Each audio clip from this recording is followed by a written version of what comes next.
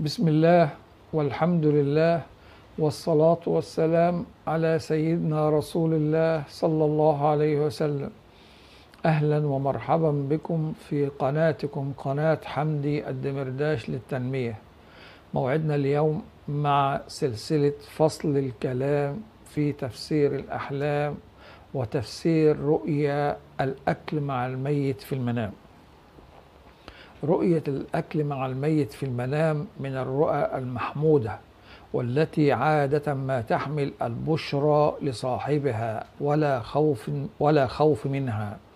وقد أجمع كبار علماء تفسير الأحلام أنه قد يكون دلالة على مدى راحة